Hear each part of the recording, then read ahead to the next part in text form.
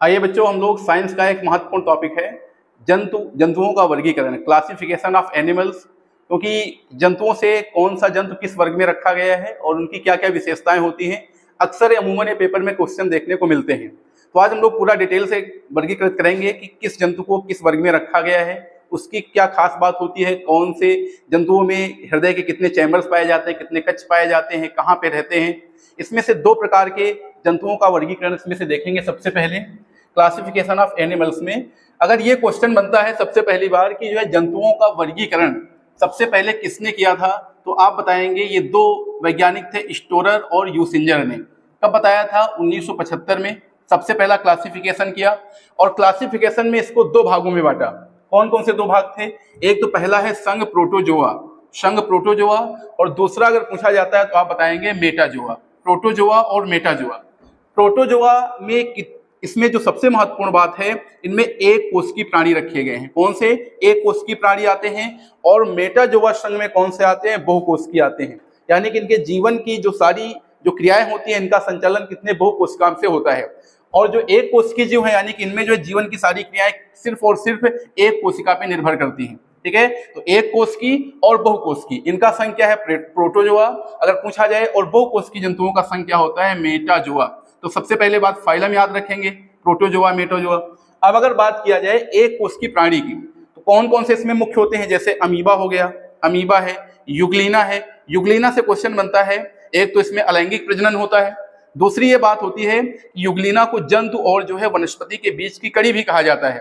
तीसरा अगला है पैरामीशियम, जो एक तरीके से स्लीपर यानी चप्पल की तरह दिखता है, पैरामीशियम हो गया। और प्लाज्मोडियम। तो ये सारे आते हैं किसमें आते हैं? एक कोशिकी में आते हैं। अमीबा, युग्लिना, पैरामीशियम और प्लाज्मोडियम।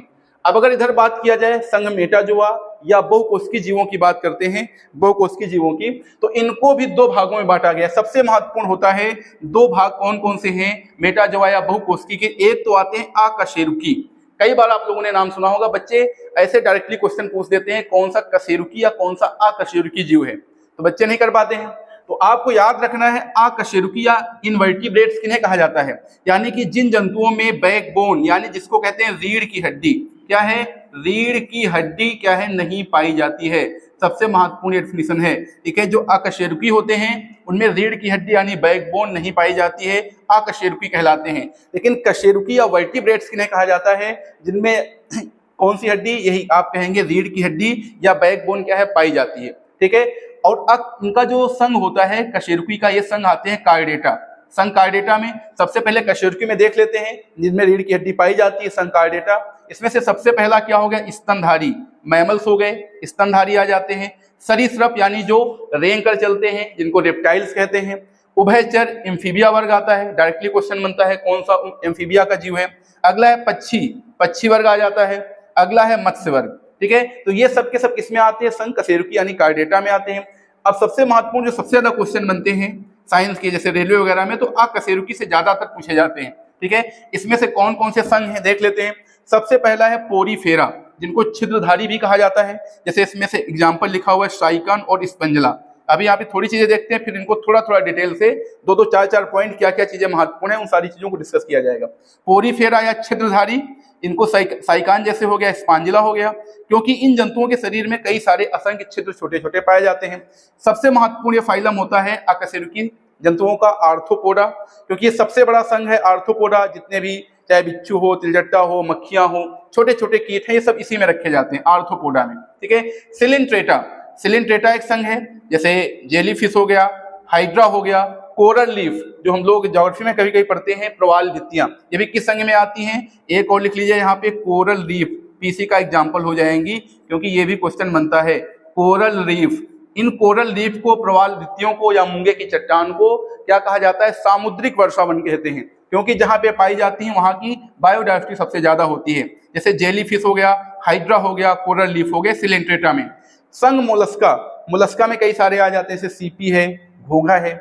इकाइनोडर्मेटा में सितारा मछली। ठीक है, ये मछली लग रहा है, ये है स्टारफिश है, सितारा मछली ऐसा लगता है मत्स्य वर्ग में है, लेकिन नहीं, इसकी मछलियों से भिन्न गुण वाली होती है, तो इसको जो इकाइनोडर्मेटा में रखा जाता है। ठीक है, और देख लेते हैं कौन कौन से हैं। जैसे अगला जो संघ आता है वो कौन सा? एनीलिडा। एनीलिडा में जैसे कौन से हो गए? जैसे केचुआ हो गया, जोक हो गया, और इसका एक एग्जाम्पल पूछा जाता है नेरीस, इसको भी आप नोट करेंगे। नेरीस सबसे महत्वपूर्ण बातें हैं नेरीस, ठीक है। निमिटोडा, निमिटोडा में एक ये जीव है स्कैरिस, स्कैरिस। तो ये महत्वपूर्ण, ये तो एक तरीके से क्या हुआ, इसका इंट्रो हुआ, ठीक है। फिर से एक बार जल्दी से रिपीट कर देते हैं। तो जंतुओं का वर्गीकरण सबसे पहले एक्सप्लोरर यूसिंजर ने किया था। इनको दो भागों में बांटा गया, कौन कौन से, प्रोटोजोआ और मेटाजोआ। प्रोटोजोआ में एक कोशिकीय जीव प्राणी आते हैं, जैसे अमीबा, यूग्लिना, ये सब सारे हैं। मेटाजोआ बहुकोशिकीय को दो भागों में बांटा गया, अकशेरुकी जिनमें रीढ़ की हड्डी बैकबोन नहीं पाई जाती है, नहीं पाई जाती है, और दूसरा होते हैं कशेरुकी जिनमें बैकबोन पाई जाती है, ठीक है। कशेरुकी को संघ है कार्डेटा, इसमें जैसे स्तनधारी, सरीसृप, उभयचर, पक्षी, मत्स्य वर्ग। और अकशेरुकी की अगर बात करें, यानी पीछे वाली जो बैकबोन है नहीं मिलती है, जैसे Porifera, Arthropoda, Coelenterata, Mollusca, Echinodermata, Nematoda और संघ एनिलिडा, इनमें पाई जाती है। चलिए अब इनका हम लोग एक एक करके उठाते हैं, एक एक थोड़ा सा डिटेल से इनको देखा जाए। जैसे पहला आता है प्रोटोजोआ। तो प्रोटोजोआ या एक कोशिकीय जीवों की बात करें, एक कोशिकीय जीवों की बात किया जाए, देखिए सबसे पहला संघ है प्रोटोजोआ, एक कोशिकीय जीव। तो सबसे महत्वपूर्ण बात है, इनको जो पृथ्वी के प्रथम जीव माना जाता है। अगर ये क्वेश्चन बने किन्हें जो पृथ्वी के प्रथम जीव कहते हैं, तो संघ प्रोटोजोआ यानी एक कोशिकीय को, ठीक है। जैसे नीले हरी शैवाल वगैरह हो गए, खैर उनको तो वनस्पति वर्ग में एक तरीके से रखते हैं, ठीक है। और दूसरी बात है, इनके जीवन की जितनी भी सारी क्रियाएं हैं कितनी कोशिका में संपन्न होती हैं, आप बताएंगे एक कोशिकीय, ठीक है, इसलिए इनको एक कोशिकीय जीव कहते हैं। दूसरी अगली तीसरी जो महत्वपूर्ण विशेषता है, ये अक्सर जो जीव कहाँ पे रहते हैं, पानी में पाए जाते हैं। कहाँ पे पाए जाते हैं, पानी में पाए जाते हैं, इसको भी आप याद रखेंगे, पानी में पाए जाने वाले हैं, ठीक है। इनको परजीवी, इनको परजीवी या मृतोपजीवी भी कहा जाता है। परजीवी मतलब है यानी कि ये अपना जीवन, पैरासाइट, ये दूसरों पे निर्भर करते हैं। मृतोपजीवी क्यों कहते हैं, स्पाइरोफाइटा क्यों कहते हैं, क्योंकि ये अपना भोजन मरी हुई चीजों से प्राप्त करते हैं, इसलिए इनको मृतोपजीवी भी कहा जाता है। जैसे एग्जाम्पल में भी देखा था हम लोगों ने अमीबा और यूग्लिना, ये थोड़ा यहाँ से डिटेल से हो गया। पृथ्वी के प्रथम जीव माने जाते हैं, एक कोशिका में पाई जाती है, अक्सर पानी में रहते हैं, ठीक है। परजीवी, इनको परजीवी, पैरासाइट या स्पाइरोफाइटा, मृतोपजीवी भी कहा जाता है, जैसे अमीबा और यूग्लिना, ठीक है। अब जैसे अगर कहा जाए, क्वेश्चन बनता है स्वपोषी किन्हें कहते हैं और परपोषी किन्हें कहते हैं। स्वपोषी मतलब है वो ऐसे वनस्पति जो अपना भोजन स्वयं बना लेती हैं, जैसे वनस्पति वर्ग में है, पेड़ पौधे स्वपोषी होते हैं। परपोषी जो अपना भोजन नहीं बना पाते हैं, दूसरों पे आश्रित करते हैं, उनको परपोषी जीव कह देते हैं, ठीक है। चलिए आगे देखते हैं। अब तो ये प्रोटोजोआ हो गया। दूसरा संघ कौन सा था, मेटाजोआ, जिनको बहुकोशिकीय कहते हैं। तो बहुकोशिकीय में सबसे पहले हम लोग पढ़ रहे हैं अकशेरुकी संघ। कौन सा संघ पढ़ेंगे, अकशेरुकी, अकशेरुकी संघ को पढ़ा जाएगा, अकशेरुकी संघ। देखिए सबसे पहला इसमें से पोरीफेरा, पोरीफेरा कोई छिद्रधारी कहा जाता है। क्वेश्चन बन जाए किन जंतुओं को छिद्रधारी कहते हैं, किस संघ के जंतुओं को छिद्रधारी कहते हैं, तो आप बताएंगे संघ कौन सा है, पोरीफेरा। इसको नाम आप याद रखेंगे। सबसे देखिए इसकी 3-4 विशेषताएं। सबसे महत्वपूर्ण बात क्या है, जंतुओं के शरीर में छोटे छोटे अनेक छिद्र पाए जाते हैं, होल्स पाए जाते हैं, इसलिए इनको छिद्रधारी भी कहा जाता है। और ये मिलते कहाँ पे हैं, कहाँ पे पाए जाते हैं, ये झीलों में, लेक्स में, समुद्रों में, ये चट्टानों से चिपके हुए रहते हैं, पत्थरों से चिपके हुए पाए जाते हैं, ठीक है।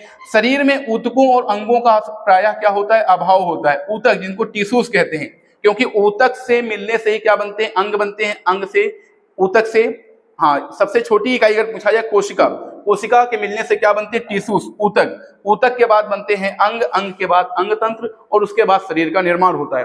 तो इसके यानी जंतुओं के शरीर में ऊतक, टिश्यूज हो गए, और अंगों का प्रायः अभाव होता है, ठीक है। चलिए अगली बात किया जाए, इसके एग्जाम्पल देख लेते हैं, जैसे कौन कौन से जीव आते हैं, जैसे साइकन हो गया और स्पांजिला हो गया, ठीक है। तो ये है पोरीफेरा, छिद्रधारी। जंतुओं के शरीर में छोटे छोटे छिद्र झीलों और समुद्रों में अक्सर पाए जाते हैं। शरीर में प्रायः ऊतकों और कई अंगों का अभाव होता है, जैसे साइकन और स्पिंजला, ठीक है। ये दो आप एग्जाम्पल को याद रखेंगे। चलिए इसके बाद देखते हैं दूसरा अगला संघ कौन सा आता है। अगला संघ कौन सा है, अगला है सिलिंट्रेटा, सिलिंट्रेटा या निडेरिया, सिलिंट्रेटा या निडेरिया। जैसे अगर बात किया जाए, इनके जो है जीवों का शरीर 2 भागों में बटा होता है। महत्वपूर्ण बात है कि अगर ये कहे कि जीवों का शरीर, किस संघ के जीवों का शरीर 2 भागों में बटा होता है, तो आप बताएंगे सिलिंट्रेटा या निडेरिया का, ठीक है। अब ये क्वेश्चन बनता है कि इन जीवों का जो बाहरी भाग होता है इसको क्या कहा जाता है। बाहरी भाग को बोलते हैं बच्चे, क्या बोलते हैं, एक्टोडर्मिस, एक्टोडर्मिस। और भीतरी भाग को कहा जाता है गैस्ट्रोडर्मिस, ठीक है, महत्वपूर्ण बात यह है, बाहरी भाग एक्टोडर्मिस और भीतरी भाग क्या कहलाता है, इसको गैस्ट्रोडर्मिस के नाम से जाना जाता है। ठीक है, पाए कहाँ जाते हैं, ये भी कहाँ पे पाए जाते हैं, सिलेंट्रेटा वर्ग के जीव समुद्रों में पाए जाते हैं। कहाँ पे पाए जाते हैं, समुद्रों में।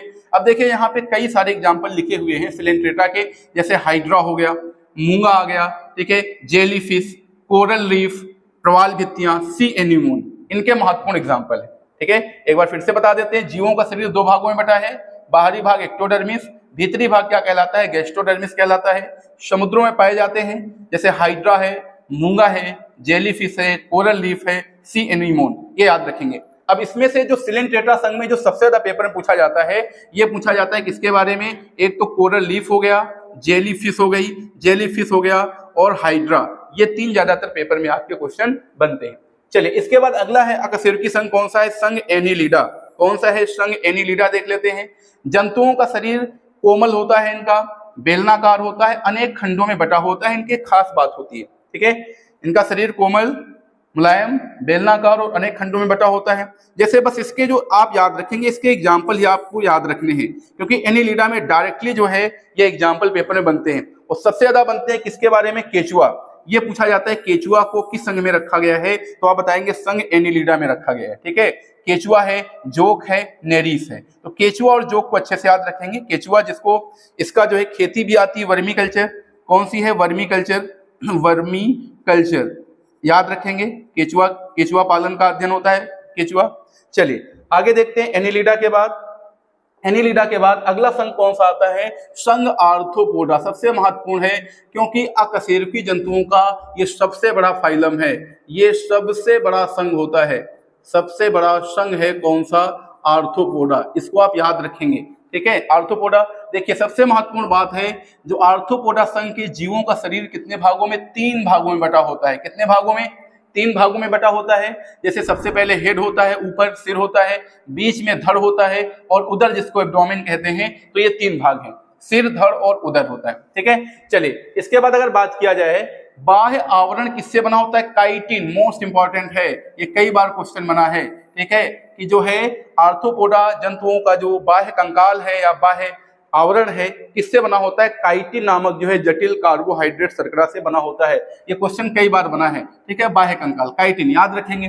चलिए अगला आता है, इसके बाद बात करते हैं त्वचा। ये जो है जंतु किससे, त्वचा से भी श्वसन की क्रिया करते हैं। जैसे स्तनधारी होते हैं, स्तनधारी किससे करते हैं, फेफड़ों से करते हैं, लंग्स करते हैं, श्वसन की क्रिया संपन्न होती है।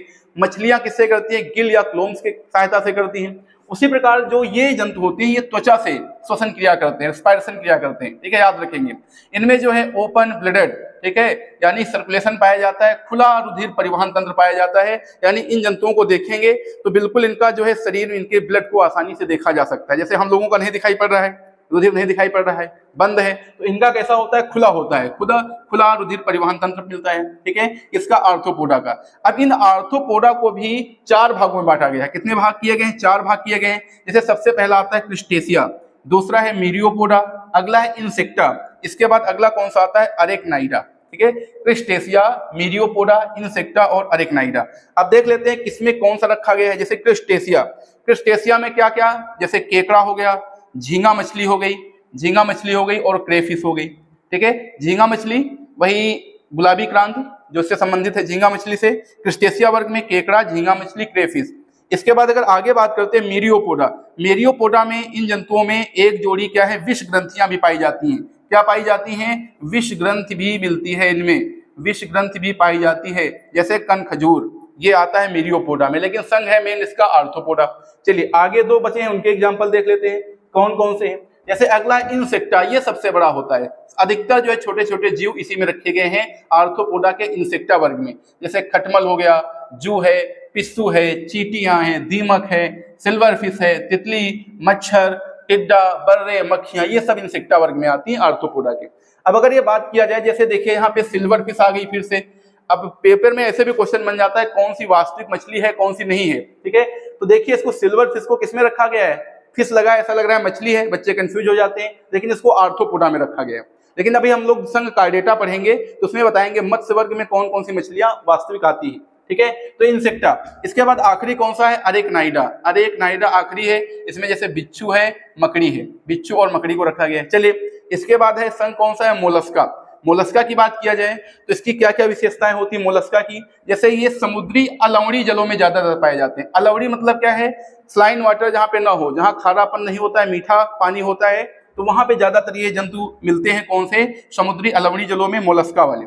ठीक है। जंतु के चारों ओर कैल्शियम युक्त कठोर आवरण होता है, कैल्शियम युक्त कठोर आवरण का निर्माण करते हैं और यही आवरण क्या करता है, इनके शरीर से, बॉडी की इनकी सुरक्षा करता है। ठीक है। दूसरी महत्वपूर्ण बात है, मोलस्का संघ के रुधिर सभी जंतुओं का नहीं, लेकिन कुछ जंतुओं का, कुछ जीवों का जो रुधिर होता है ये रंगहीन होता है, रंगीन होता है, बाकी कुछ का नीला भी होता है। ठीक है। तो ये भी आपको याद रखना है।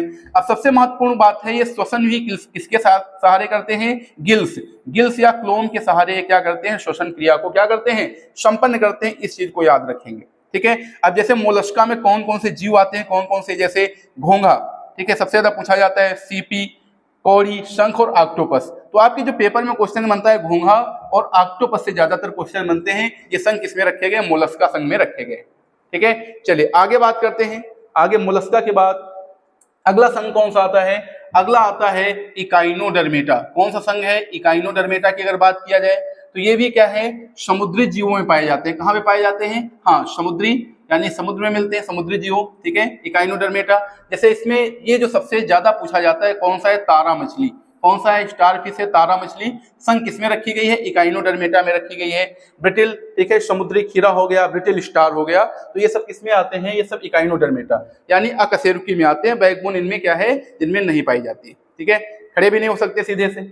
चलिए अगर बात करें अगला संघ कौन सा है, अगला आता है संघ कार्डेटा। कौन संघ है? कार्डेटा। कार्डेटा में कुछ विशेषताएं होती हैं। क्या होती हैं? जैसे इनका हृदय जो होता है सुविकसित अवस्था में पाया जाता है। ठीक है। और इनमें क्या है, यानी कि बैकबोन मिलती है, बैकबोन पाई जाती है। सोचने समझने की क्षमता ज्यादा होती है इनमें, तो इसकी कुछ विशेषताएं होती हैं। ठीक है, कार्डेटा की। अब कार्डेटा में जो सबसे पहला है पिसीस है। कौन सा वर्ग रखा गया? मत्स्य वर्ग, मछलियां।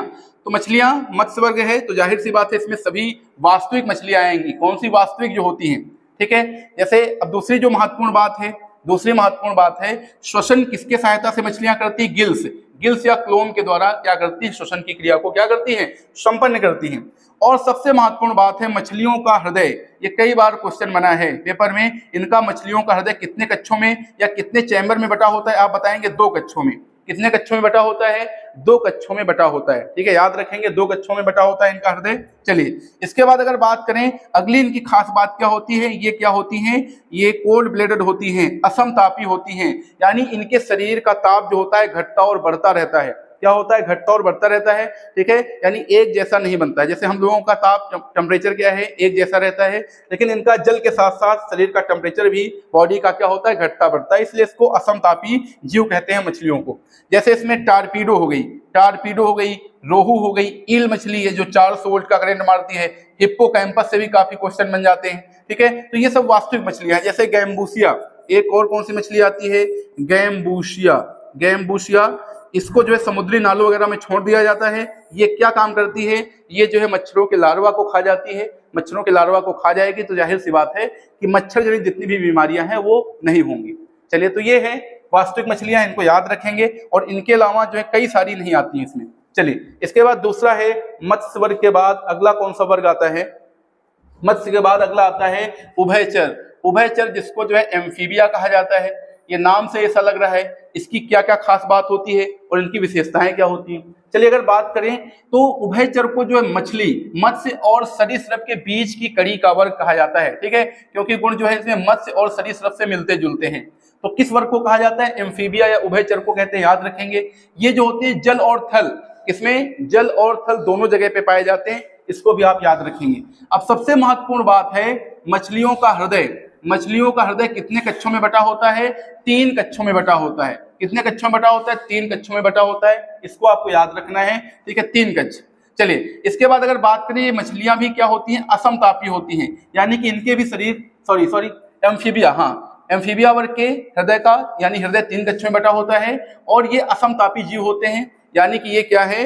इनका भी शरीर का ताप वातावरण के साथ घटता और बढ़ता रहता है। जैसे एम्फीबिया वर्ग या उभयचर में कौन कौन से आते हैं? जैसे मेढक, क्वेश्चन बनता है, सलामांडर, सलामांडर, टोड हो गया, साइरन हो गया। लेकिन जो पेपर में क्वेश्चन बनता है मेढक से ज्यादा बनता है, ठीक है। उभयचर वर्ग में है तो इसका मेढक का भी हृदय कितने कक्षों में बटा होता है? 3 कक्षों में बटा होता है, सैलामांडर, टोड और साइरन। चलिए आगे अगर बात किया जाए, अगला वर्ग कौन सा है? रेप्टाइल्स, सरीसृप। रेप्टाइल्स जैसा नाम से ही परिचित हैं, जमीन में, पेड़ों पे, दीवारों पे ये सभी जीव क्या है? रेंग कर चलते हैं। कैसे चलते हैं? रेंग कर चलते हैं, ठीक है। रेंग कर चलने वाले जीव होते हैं। अब सबसे महत्वपूर्ण बात है कि जैसे मनुष्य का जो हार्ट होता है, हृदय होता है, कितने कक्षों में बटा होता है? 4 चैम्बर्स में, 4 कक्षों में। उसी प्रकार सरीसृप का भी कितने कक्षों में हृदय बटा होता है? 4 कक्षों में बटा होता है। याद रखेंगे, ये भी क्या होते हैं? असमतापी होते हैं रेप्टाइल्स, यानी इनका भी टेम्परेचर घटता और बढ़ता है। कौन कौन से एग्जाम्पल आ जाएंगे? जैसे इसमें छिपकली हो गया, सर्प है, घड़ियाल है, कछुआ है, अजगर है। ये सब आते हैं, किसमें आते हैं? सरीसृप वर्ग में आते हैं, सब रेंग के चलते हैं, ठीक है। याद रखेंगे। तो इनका हृदय कितने कक्षों में? 4 में, यानी कि सरीसृप का हृदय 4 कक्षों में, उभयचर का 3 कक्षों में, और मछलियों का हृदय कितने कक्षों में बटा होता है? 2 कक्षों में बटा होता है। चलिए आगे अगर बात किया जाए, इसके बाद अगला कौन सा संघ आता है? इसके बाद है अगला पक्षी वर्ग। कौन सा वर्ग हो गया? पक्षी, एवियन। इसमें सभी पक्षी आते हैं, पक्षी आते हैं, और इनका भी हृदय कितने कक्षों में बटा होता है? 4 भागों में। कितने कक्षों में बटा होता है? 4 कक्षों में बटा होता है, ठीक है, कक्षों में। और ये होते हैं समतापी, यानी इनके भी शरीर का टेम्परेचर वातावरण के साथ घटता और बढ़ता नहीं है, ठीक है।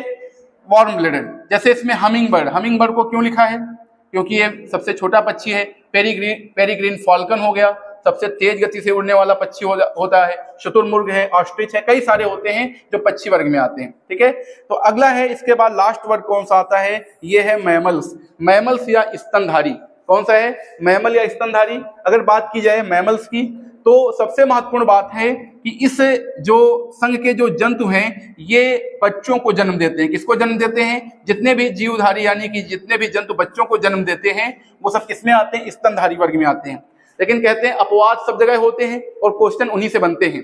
जैसे ये कई बार बना है कि कौन से ऐसे स्तनधारी हैं जो बच्चे को जन्म न देकर के अंडे देते हैं। ये देखिए यहाँ पे लिखा है प्लेटिपस, मोस्ट इंपॉर्टेंट है, क्वेश्चन कई बार बना है। प्लेटिपस और एकिडना, ये दो ऐसे स्तनधारी वर्ग में आते हैं जो बच्चों को जन्म न देके क्या देते हैं? अंडे देते हैं। तो ये अपवाद स्वरूप है प्लेटिपस और एकिडना, याद रखेंगे। त्वचा पे क्या पाए जाते हैं? इन पे बाल पाए जाते हैं, स्किन पे, ठीक है। इनका हृदय कितने कक्षों में? आसानी से बता देंगे, 4 कक्ष में बटा होता है, ठीक है। ये भी समतापी होते हैं और श्वसन की क्रिया का संपन्न किसके द्वारा करते हैं? फेफड़ों के माध्यम से करते हैं, ठीक है। श्वसन क्रिया किसके द्वारा? फेफड़ों के माध्यम से। अब जैसे इसमें एग्जाम्पल कौन कौन से हैं? जैसे कंगारू चूहा हो गया, और कौन सा है? चमगादड़ हो गया, मनुष्य है, गाय है, डॉल्फिन। देखिए डॉल्फिन कई बच्चे लगाते हैं कि मत्स्य वर्ग में आती है, लेकिन नहीं, ठीक है। ये भी किसमें आती है? इसको भी स्तनधारी में रखा गया है। व्हेल मछली सबसे बड़ा स्तनधारी होता है। कौन सा होता है? व्हेल हो गई, छछूंदर है, गिलहरी है, सील है और पेंगोलिन है। तो ये सब किसमें आते हैं? जीव स्तनधारी वर्ग में इनको रखा गया है, आते हैं, ठीक है। तो यहाँ पे एक बार फिर से रिपीट कर देते हैं। हृदय की बात किया जाए तो स्तनधारी का हृदय 4 वर्गों में, 4 कक्षों में। पक्षियों का भी कितने हृदय भागों में? 4 कक्षों में बटा होता है। इसके बाद अगर बात किया जाए सरीसृप की, तो ये भी इनका हृदय भी कितने कक्षों में? 4 कक्षों में बटा होता है। लेकिन जो उभयचर या एम्फीबिया वर्ग है, इनका हृदय कितने कक्षों में बटा होता है? 3 कक्षों में, 3 कक्षों में। और जो मछलियां होती हैं, मत्स्य होती हैं, मछलियों का जो हृदय होता है कितने भागों में? कितने कक्षों में? 2 कक्षों में मात्र इनका बटा होता है। तो ये सारा जंतु संघ है और किस जीव को किस वर्ग में रखा गया है, यहाँ से सारी महत्वपूर्ण बातें।